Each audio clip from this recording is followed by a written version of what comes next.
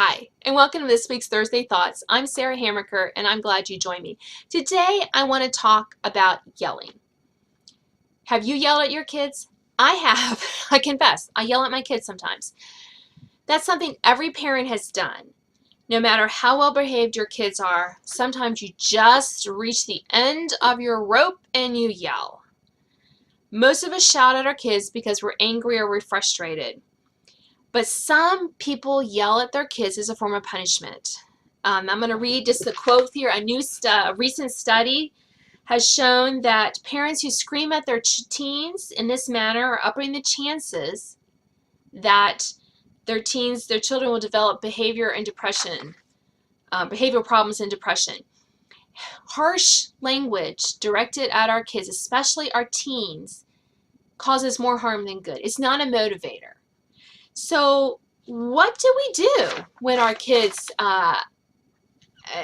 when our kids frustrate us and we yell at them? Well, I think we need to be aware if you're a yeller, and some of us do that more naturally than others, not a criticism. We all have our things that we do and maybe we shouldn't do.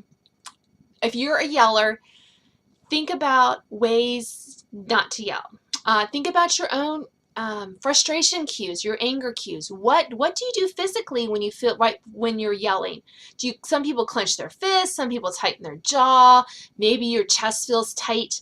Think about some of those physical reactions to your yelling and think, how can I not yell? Well, if you feel your chest getting tight, maybe you take some deep breaths. Maybe you roll your shoulders. Maybe you do something, shake out your hands if you clench your fist to relax you so you won't yell at your kids.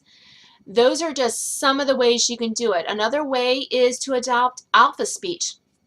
Basically talk like you're a leader. Instead of yelling, leaders don't generally yell. Good leaders don't generally yell. Moderate your speech. Talk less. Think about counting to 10 before you speak when you feel yourself getting frustrated. And employ the short and sweet principle. The fewer words a parent uses when giving instructions, the more likely the child will obey. Use some of these tactics to stop yelling at our children, at our teens especially. And remember, we don't control our children. There's going to be times when they do things that do frustrate us. So kind of think, how am I going to react if my child doesn't come home for curfew again? What am I going to do? We should not be surprised when our children are disobedient or make a mistake. We should expect that they are. And when you know your child, you know that maybe your child has a tendency to get angry when they do bad on a test. Well, maybe we don't fuel that anger by getting angry ourselves. Maybe we think it through and think, well, I know my child has a test today in chemistry. I know she's going to come home and she's going to be upset. Am I going to take the bait and enter into that dialogue with her and get frustrated with her? No.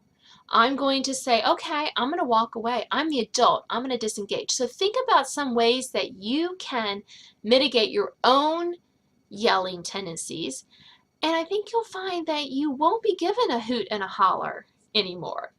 That's my Thursday thought for the day. I hope you join me next week.